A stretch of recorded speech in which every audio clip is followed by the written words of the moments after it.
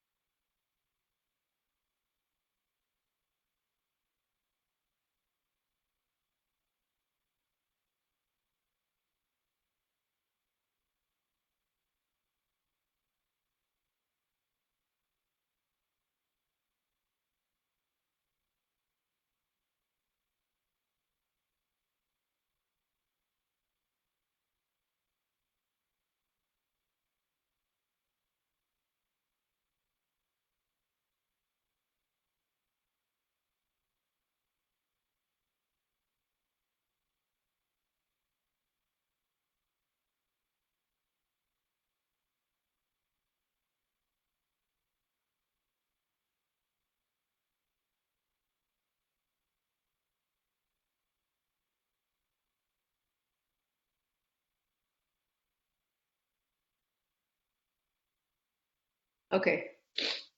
Can you hear me now, Gemma? There wasn't any talk because I wasn't saying anything and I was muted. Be good now.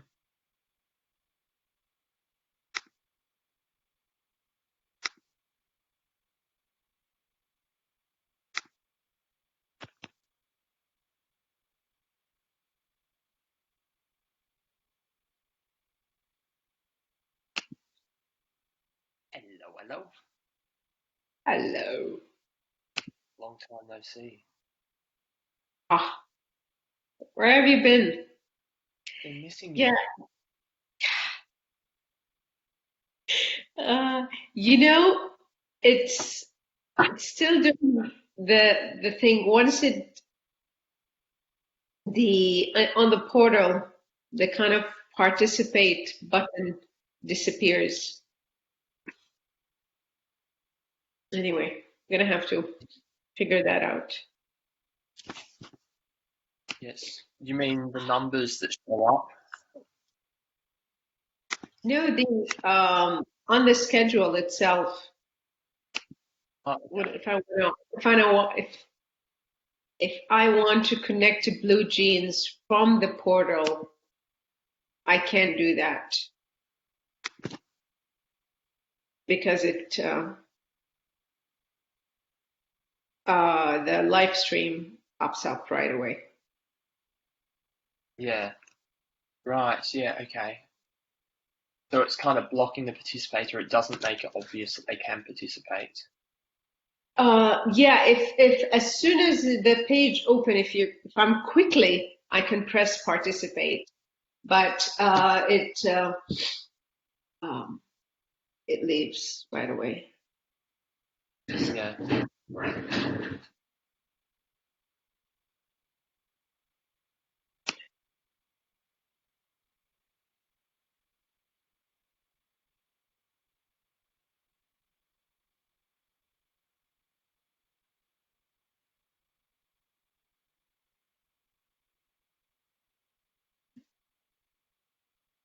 Hello, Ruby. I'm Manal, I'll be hosting your session today. Is there anything that, specifically you need help with? Any screen shares or? Yes, my goodness. I want to share my screen, so how do I do that? There's on the right side, if you kind of hover, it's the one that has a picture. You should be able to click and share. Oh, yeah. I'm just going to test it, okay? Oh, shit. You have to add BlueJeans extension. Add BlueJeans extension. Normally takes about 2 seconds. Okay, I'm doing it now.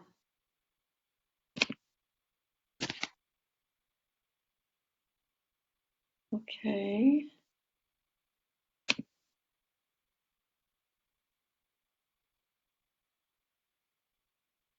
Google Chrome would like to record this computer's screen. Open system preferences.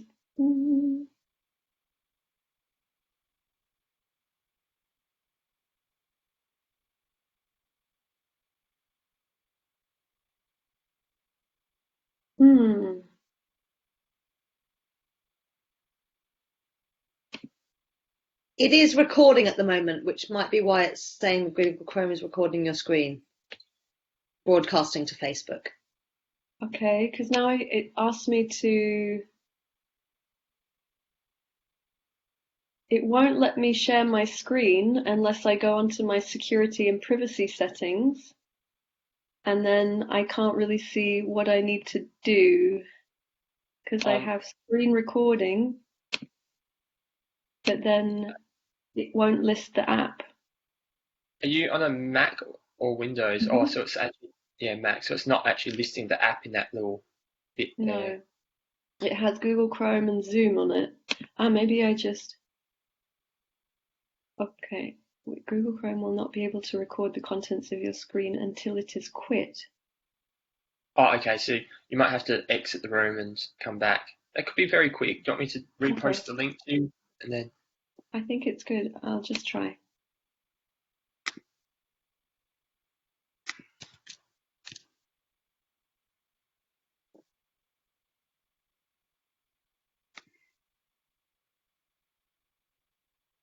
Movie Made, Traveling Through Cyberspace. The Adventure, Part 1.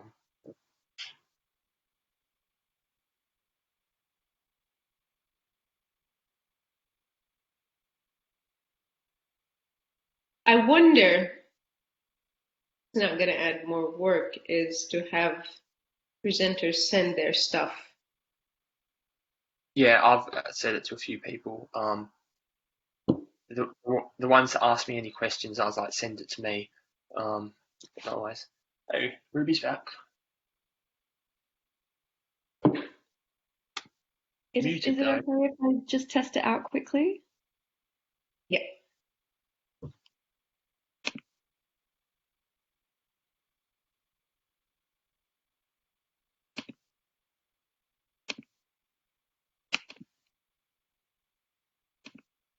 Yeah, it won't let me share I'm using Keynote and it won't let me.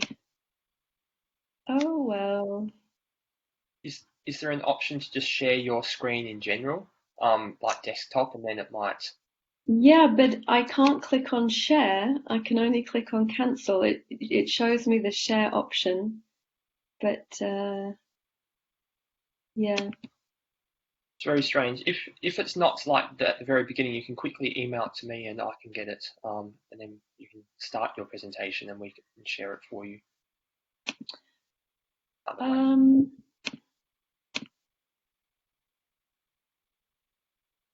I'm gonna message you. I'm gonna email you one particular one. Okay, no worries. Okay. So sorry everyone for the delay.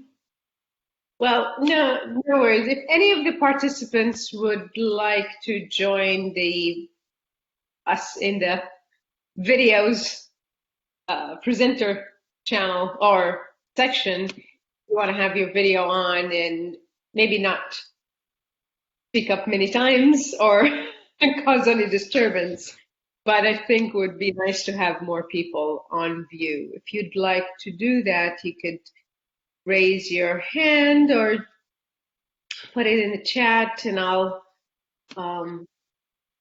or yeah, they ask to participate. Is that correct, Steve? Yeah, Jessica's just done it because Jessica's been here. She hasn't slept all weekend, so that's nice. Welcome, Jessica. There, you can raise your hands or say in the chat, and then Ruby can see you, so she feels like she's not talking to herself. Jessica with her lovely background there that I'm jealous of. Yes. Okay, so let's go ahead and start. Welcome, everyone, to day 2 self-care. Right now we have Ruby May, and I'll find your bio. Just spaced out and left my okay. Yes. Okay.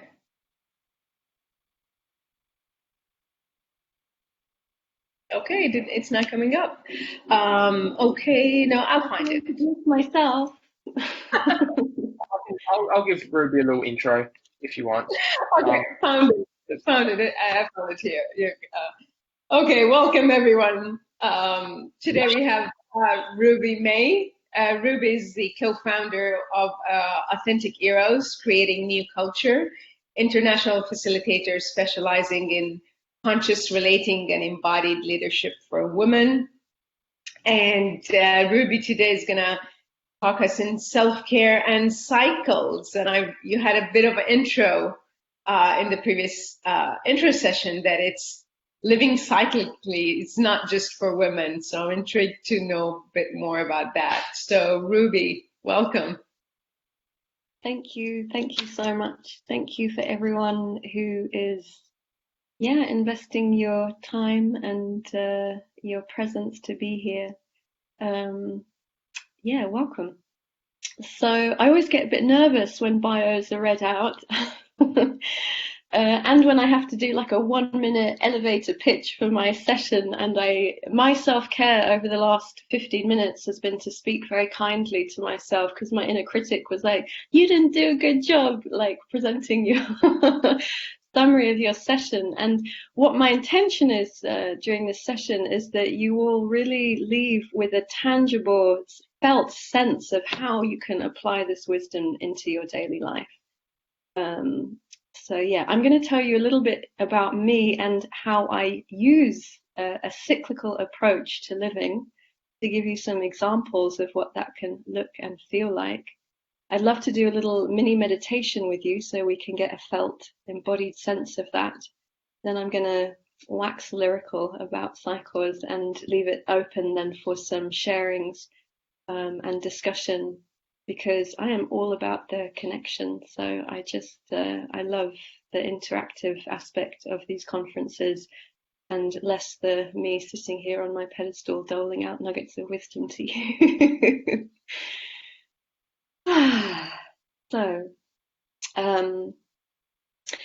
My gateway into working with cycles as Manal. Did I say your name right, Manal? Yeah. As Manal mentioned, my background is more in relating, and I still really have that as the foundation of my work with cycles. I'm fascinated in kind of looking at us and the world and the kind of imbalance that we see, and how one lens we can look through is how the sort of foundation, the very foundation of that is how we relate to ourselves, and how we relate to ourselves then sends out ripples into how we relate with the world.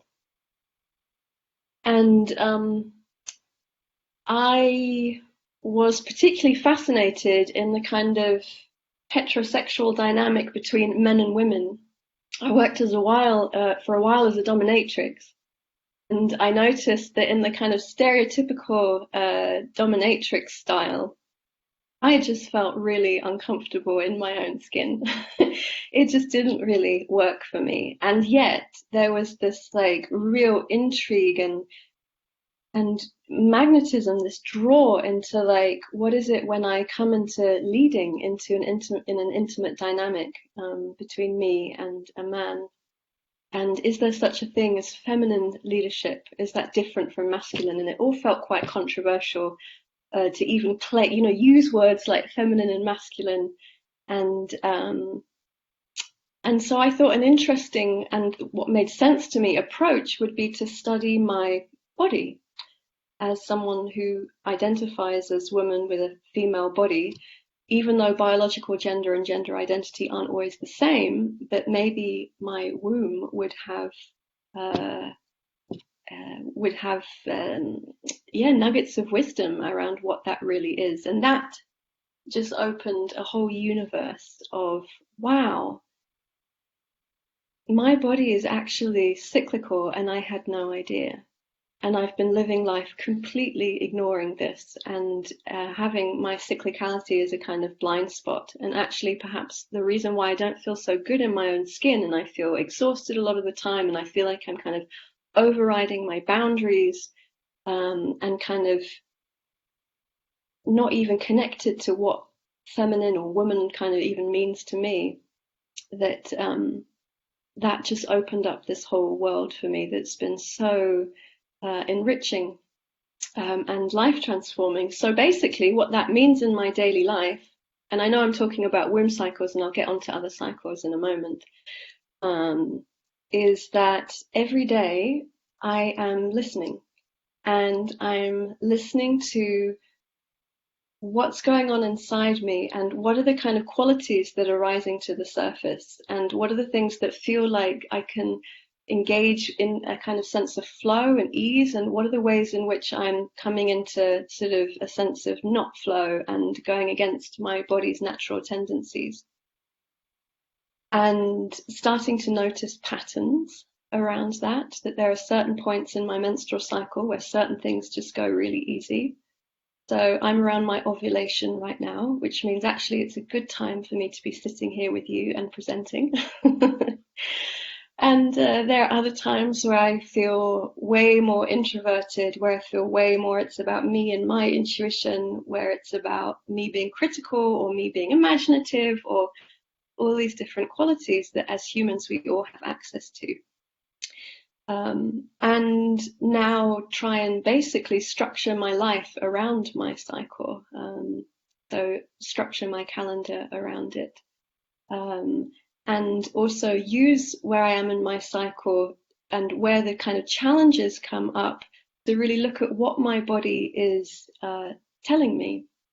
And so it's basically opened up this whole world around our symptoms, challenges, whether that is feeling tired and exhausted or feeling depressed, feeling overwhelmed, physical symptoms, all those things that our life is constantly, we're dealing with, that our body is actually speaking to us. And when we start listening and responding to, we really change the foundation of the way we relate, rather than overriding, pushing away.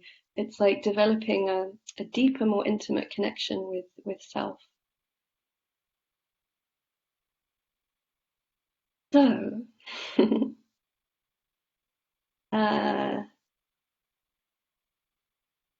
how does this apply to people without wombs, or what is the bigger picture? So I totally geek out on the sense of life having a cyclical blueprint, that there's something very foundational, the way the universe is made up of its building blocks, that is cyclical actually, and yet we're so far removed from that. So if you want, you can kind of close your eyes or you can keep them open as I speak, but I'm just going to invite us to come into a bit of a more receptive and self-connected state, and just allow the pictures, the feelings, the sensations to come as I share a little bit with you around this cyclical blueprint. So if you like, you can Just see if you can bring your awareness to the beating of your heart in your chest.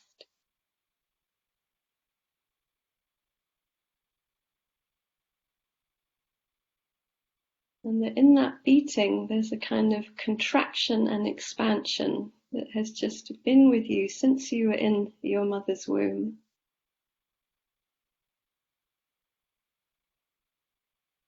It's the kind of foundational pulse of life in the center of our being.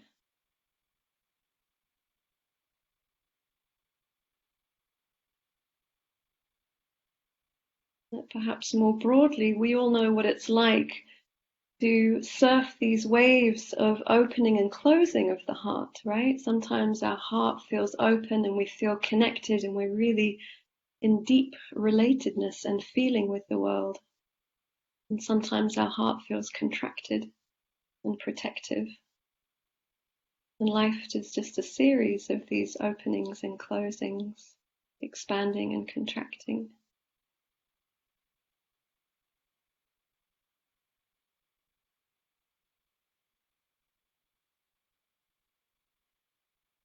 And as we sit here, these foundational pulsings or the cycling is taking place in so many areas of our body. So as we woke up this morning, we were a little bit taller than we are now. So we have a kind of expanding as we sleep and then slowly contracting over the day.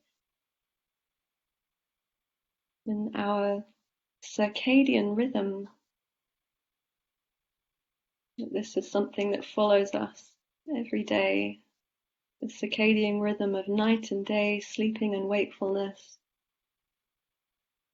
We have our pupils that are dilating and constricting in every moment. We have our intestines that are squeezing and expanding. When we orgasm, it's contractions and expansions. Whole body in a series of movements. If you have a womb and it's cycling years, every single day, you're at a different point of that cycle that has repercussions for every major system in your body.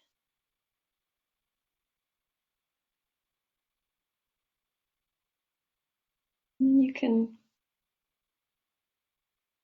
just expand your awareness to feel yourself on this planet, Earth, suspended in space, that is also moving, orbiting, cycling around the sun, creating seasons.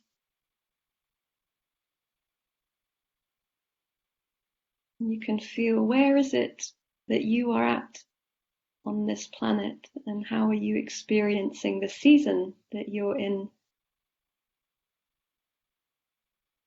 And how we're all dotted on different parts of the planet, experiencing that seasonal cycle slightly differently. How is that season impacting you right now?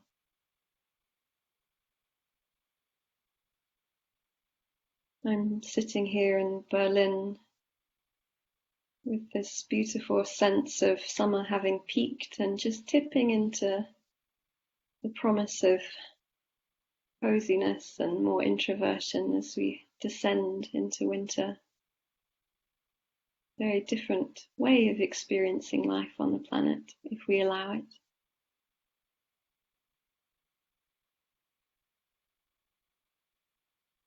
Moon cycles. Do you have a connection with that? How is that impacting you? Astrological cycles.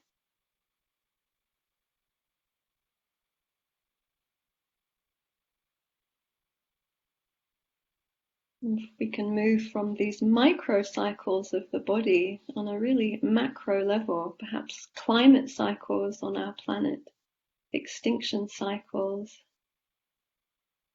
massive, massive cycles of eons. And we sit here with our hearts beating in our chest and just take a couple of moments to connect with all these pictures and ideas and see what is that like to just tap into those multiple layers of reality that are all impacting us, whether we're aware of it or not.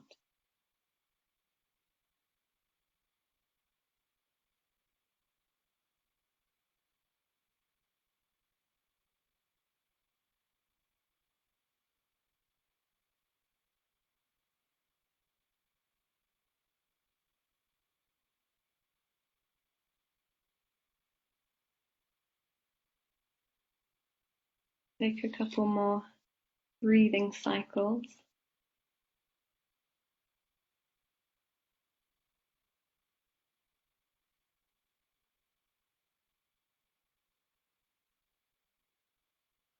You're ready, you can come back, and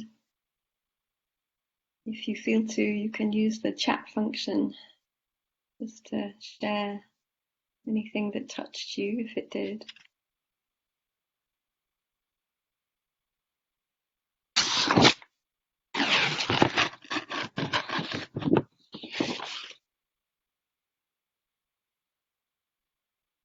I'll just pause for a moment before I continue, which is a very cyclical way of facilitating.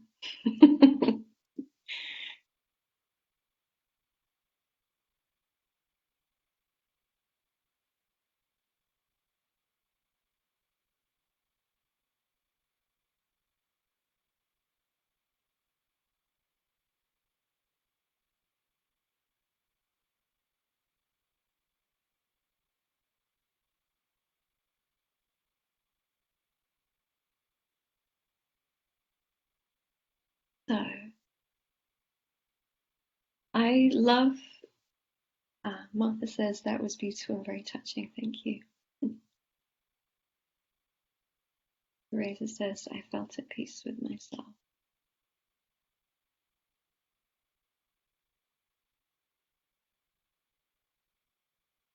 I love the connecting with this cellular memory that must be stored inside our bodies, that we know what it's like to be attuned to cycles, right? That our ancestors lived in a way where they were so tapped into where we are in the seasonal cycles. I mean, our survival was dependent on it, right? And I'm fascinated also with the idea that our psyches, our collective psyches, based on where we're from, are also really impacted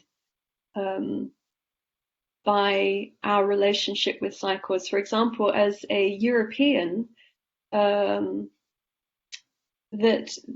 the amount of work that we would have to do in order to survive the winters really has an impact on who we are as a people, which is very different if you live in somewhere tropical where there's just an abundance of food all year round and you don't have to think about that.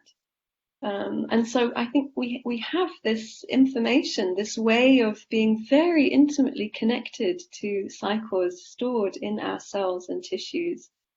And there's a real longing inside me to reclaim that, because when we look at the world and our bodies and the relationships between everything, an interesting angle to come from when we look at it through cycles is that we seem to have developed systems and cultures that kind of emphasize one half of the cycle and are more comfortable with one half of the cycle and are less comfortable with other aspects of the cycle. And to give us a kind of tangible felt sense of what that means, I want to geek out on a kind of archetypal cycle with you.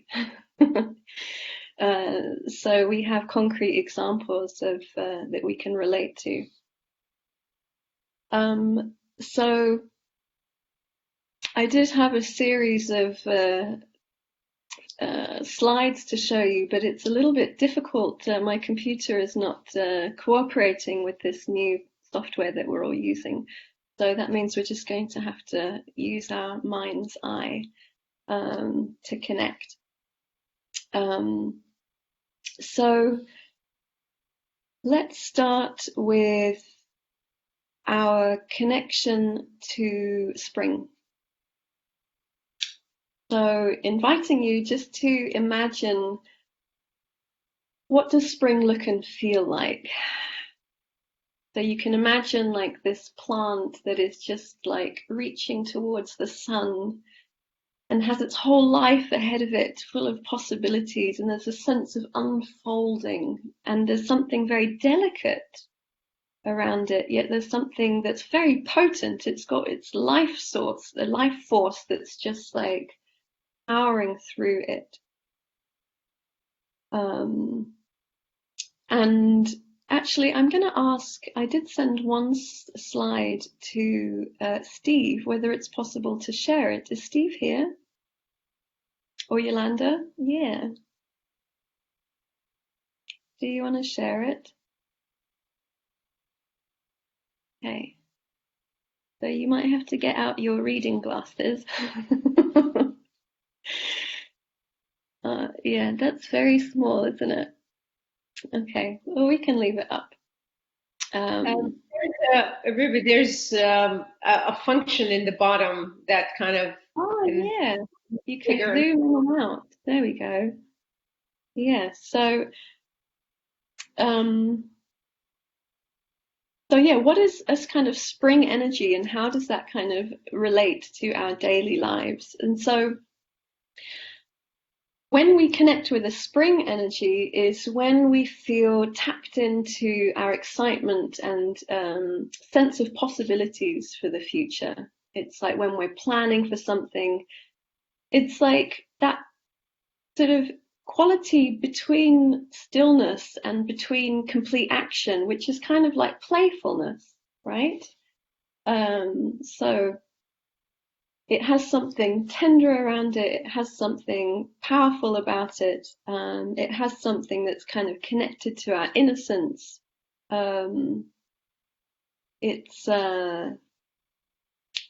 Yeah, I'm sure we can all kind of relate to when we have felt these qualities in our life. And in the menstrual cycle, if we can relate this to after menstruation, and as we move towards ovulation, it's our follicular phase. And so there's kind of lots of research around estrogen, and this is the phase where more estrogen is created in the body and released. And it's a kind of sense of coming out into the world and being curious and being adventurous and wanting to engage. And then it's like we are riding a current of energy that brings us into summer. And so you can imagine in your mind's eye summer as being the kind of full expression of ourselves.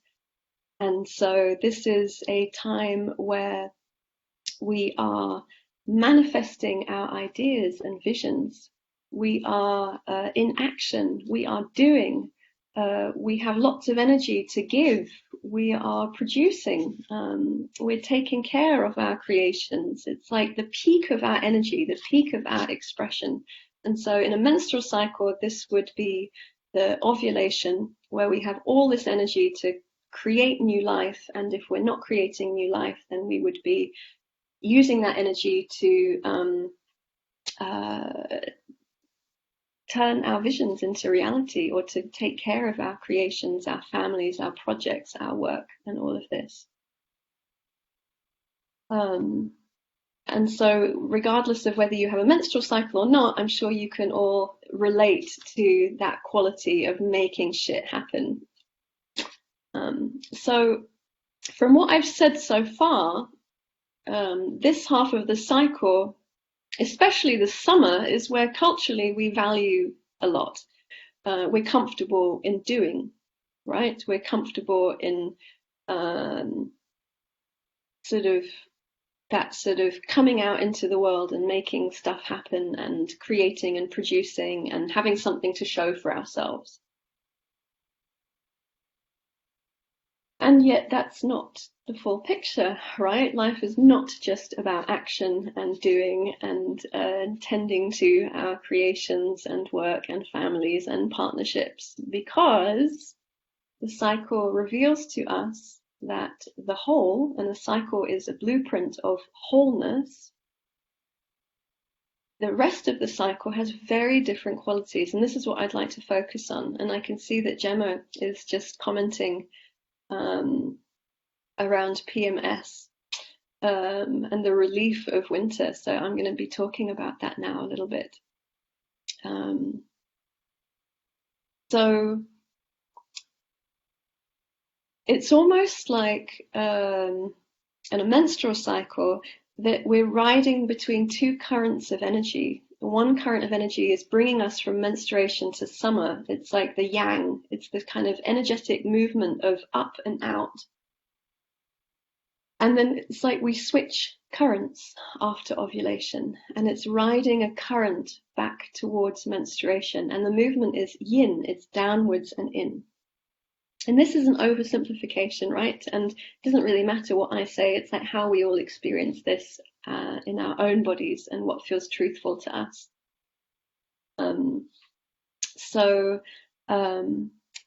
If you picture autumn,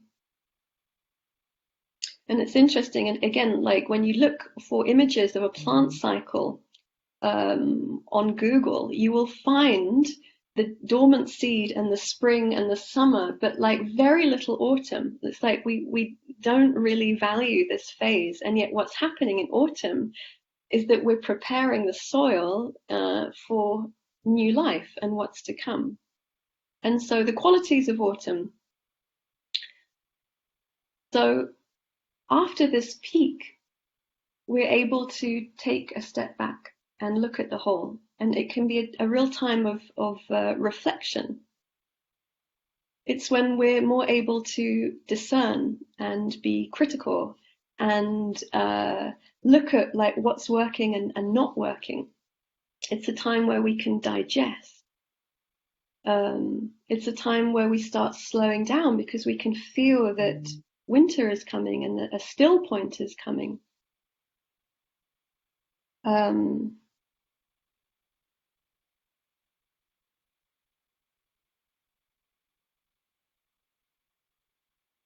And so there's something around this different way of engaging, this reflection, taking time to digest, becoming more internal, more permeable, allowing life to kind of touch us. Because when we're in the summer and the yang, it's like we are penetrating life, right? And yet there's a different kind of way of engaging with the world when we allow life to penetrate us. And it's more about coming inward rather than action and doing. And there's something that we're quite, as a culture, not so into, that we're uncomfortable with. And so when it comes to winter, it's like, how much winter energy do we allow into our lives? If winter is this quality of stillness and silence and kind of emptiness, and a sort of time of deep, deep, deep listening, how much do we allow that into our lives? And yet when we look at this picture, we can see that every quality is needed in order to be in balance. And if we focus more on one thing, one quality, one season or two seasons, if we value that more, we're going to end up not being in balance and feeling the consequences of that, feeling burnt out, feeling overstimulated, having health issues, having too much stress and all the consequences of that. So I'm going to ask you to stop sharing that image because I'd like to look at faces. Hello, faces.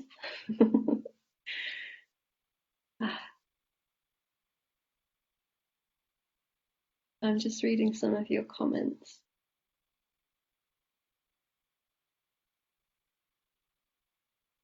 And I'm checking the time. So do I have 15 minutes left? Yeah. Okay. 13 minutes. 13 minutes left. 13.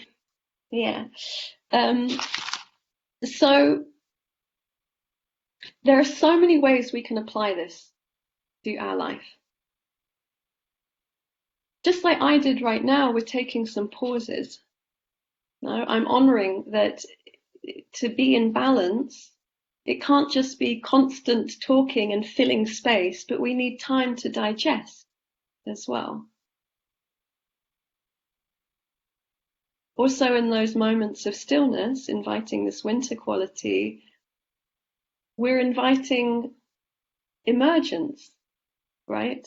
We're inviting creativity. We're inviting, when we come into the unknown, it's like we're inviting something unplanned and spontaneous, which is so often connected to the intelligence that lives within us and not my head's idea of what strategically I was going to say.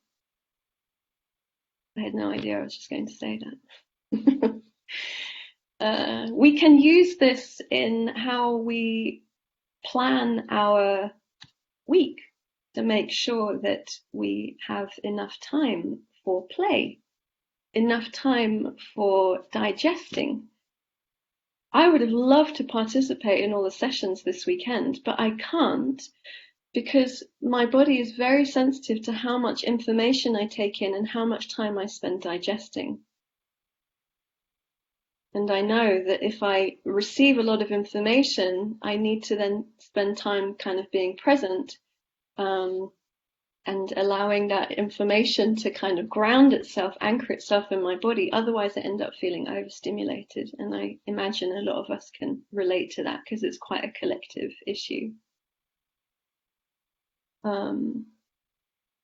We can use it when we're planning an event or a gathering. No? How much time am I going to use for action and engagement, and how much time am I going to plan that people get an opportunity to rest or to integrate or to prepare to pave the way for what's going to happen in this event. I can use it for planning a year. I can use the cycles of the year for connecting with this balance and this possibility to be intentional with my year. So I don't know if anyone here has experience in connecting with the equinoxes or the solstices. So it's like everything is converging for us to take a moment and step out of our lives and go, okay, how am I doing? How in balance am I feeling? What just happened over the last year? Like, what can I celebrate? Yeah. What can I discern about what's working for me and what's not working for me? Like, what are the parts of my personal life, my professional life that like need to actually change? There's something about this autumn and winter qualities that invites us to connect with our evolution as humans. No, we're constantly evolving, we're learning, we're growing, we're like, oh, okay, this relationship is not serving me. This way of like treating my body is not really working for me. Like, how can I really shine the light on that and then invite something else into my life? So beautiful moments in time to connect with nature and to go into these inquiries with the support of where we are on the planet. Yeah, I'll share, this whole idea of, there's autumn, it exists.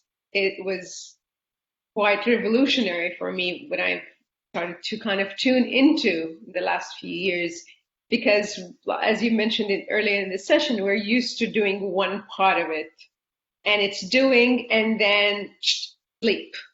And that reflective autumn part in between is kind of non-existent. And that's really the time that when I'm tuning into it, that I feel like, okay, so it's kind of it's this self-reflection. What do I need to be doing? It's not just going to sleep and resting and sleeping. Right.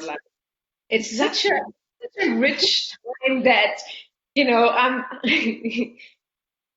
I don't want to say what happened, before but I feel like, I've missed a lot of these times before. And I'm so happy to now come to this, like, bring it to my attention is like autumn exists, and, and it's a natural cycle of how things need to happen.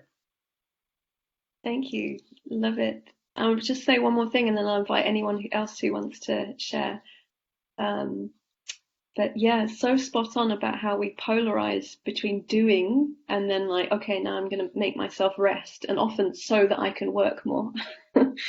And all these different qualities in between, ways of playing and reflecting and engaging. And I really one more really important point that I want to transmit to you is that we're so used to having a kind of top-down way of doing things, like I'm going to make myself rest, or I'm going to like finish this goal on my, to-do list.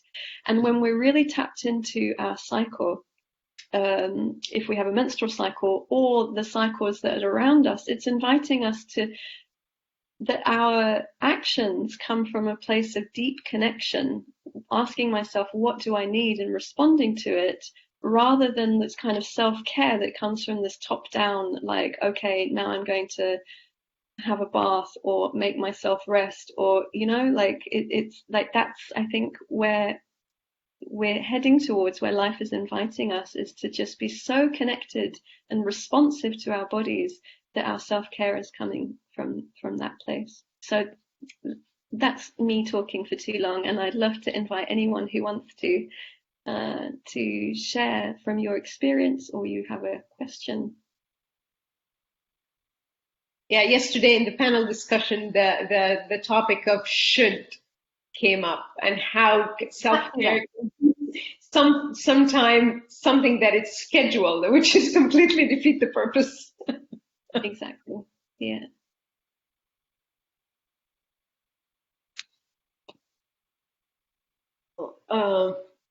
Until someone has a question, I have a question that someone might relate to, is what are, it's not a prescription, but how to tap into that wisdom of like, what do I need right now?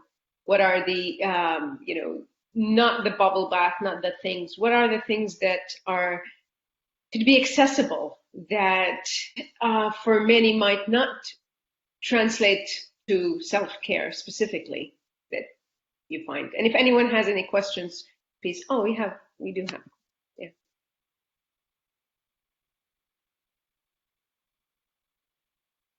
Are we going to another question? Oh, okay. So we have. Oh, no, I was just confused.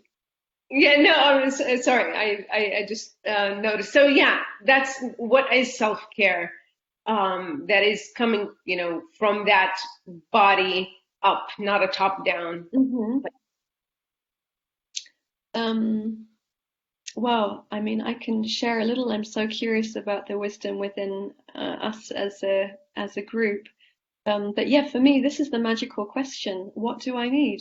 So simple. What do I need? And then I can ask myself, is it something I can give myself? Or does it involve asking for support from outside of me? Because sometimes what I need is kind self-talk. No, I need to just speak and be kind and give myself permission to have the experience that I'm having.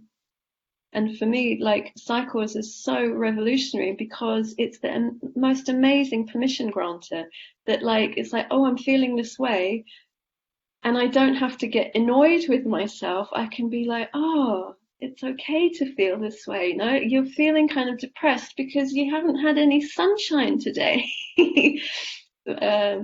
Or because you're heading towards your bleed and you haven't been taking care of yourself. And your body is kind of reacting by making you moody. So it's like the ultimate permission giver. And sometimes it's about asking for something from that. But I'm so aware of time that I'm going to pass on to whoever has another question. We have few questions popping up, and this question came a few times: is do you journal your cycles, and how do you kind of remember? And there was a question about books. Do you want to linking with that? And there was a question about what? Sorry. Journaling, books to journal the cycles. Yes. Okay. So I'm assuming that is connected to the menstrual cycle. So one of my slides, which I can sadly not show you, is of a cycle tracking chart. And if you're interested in one, you can message me and I'll send it to you. And so it's a way of just writing a few words down every day based on how you're feeling, and then over the months seeing the patterns and really cultivating the sensitivity to be able to really connect with that. Because at the beginning it's quite overwhelming. It's like, what's my cycle and what's just me responding to the world? But yeah, basically that is what my main work revolves around, is supporting women to live cyclically. And if you're interested in deepening your journey with that, please connect with my website, because I have a whole 3-month journey that's all about also using community to really support each other to live cyclically. And there are apps that you can use on your phone as well. Well, one question, if you could give a few examples of how do you embrace each season? You mean in relation to my womb cycle? Well, that was the question. So Lisa, you could clarify. She had also, about. Well, I'm assuming it's about womb cycle, and Lisa can. Yeah. That's not so examples during my bleed or winter, I really try and really give myself a vacation, and sometimes that means taking 3 days off and coming into deep contemplation with myself. And sometimes that means like, oh God, here I am trying to be a perfectionist and take 3 days off. My vacation is to say, fuck it, and just do whatever I want, but with a sense of ease in my body. But my body wants to really rest during that time. And it's like my time to just take a vacation from the world in whatever way that looks like. Spring, I love to do something that feels like I'm flirting with the world. So I like to take myself on a date and like engage my senses. So the other day I went to the market, even though I had a really busy day, it's like, no, I'm taking time for pleasure and for me, and so I can just be a bit flirtatious and playful with the world. Summer, my self-care really needs intense exercise. I feel depressed in my ovulation if I don't exercise and really share myself and express myself. I notice that my energy feels stagnant. If I notice someone says that they don't feel energized in ovulation, if you're not living cyclically, it's often the case that you will feel burnt out in your summer. Each season builds upon the next. So it makes sense that if you're not resting when your body needs to, you're not going to feel that wave of energy bringing you out into the world. Autumn, I like to focus on closing up my loose ends, like what from the past cycle needs finishing and closure. I like to have a gratitude practice of like feeling kind of celebratory, like a gratitude meditation. I love to use my discerning skills for like editing work and things like that. I said that very quickly. There are many more questions that we don't have the time for, but as Ruby said, you can contact her. I'll put her website in, and it's also on the portal. Any closing word or sentence or comment, Ruby? I don't know. I felt like I've just said a lot of, given you a lot of information. So I would just say thank you for being here, and I really, hope that there are some little seeds that can take root and grow within you. And I just adore connecting with people. So if you want to ask me a question, Or also, I am happy on my website, there's a little link where you can sign up for a free chat with me as well. So feel free to do that. Oh, that's not my website, that's my old website. I'm going to type the new one here. It's knowyourflow.com. And I have 2 webinars coming up on From Pain to Pleasure, Unlocking the Gifts of Your Menstrual Cycle, and the embodied activism of cycle awareness. And that's my passion, is as an activist, and looking at how when we really shift the way we relate to our bodies and start living in balance and cyclically, we create a new world. So yeah. Thank you so much, Ruby. I've enjoyed this session, and I think it's very rich topic that it needs to sit with more. Thank you everyone for being here. The conference is coming up in October. It's between the 14th and 25th. Schedule will be available in early October, so please check that out. And plan your days, plan your sessions. There's 1,000 sessions, so it might need time to take a look at that and have a little plan. Please, join our Facebook group. There's a lot of interaction, a lot of information about it. Also, the embodiment circles. We have few coming up today. If you sign up, if you'd like to go there, it's connecting with people and doing some kind of fun, cool stuff. But it will start, there's daily sessions the next few weeks. Please share the conference with your friends. We're really aiming and changing the world one body at a time. So please let people know about it. We would like to reach, everywhere in the globe, and the session will be translated. This keynote sessions will be translated to 8 languages. So even if people are, who might not have accessibility to understanding English, they might be able to get that on. And one last bit is the applications for presenters are still open until the 17th. And so if you're interested in applying, if you know really cool people doing, we're quite low on people from South America and Africa, and maybe some Pacific island. Would be cool to have presenters from there. We don't currently.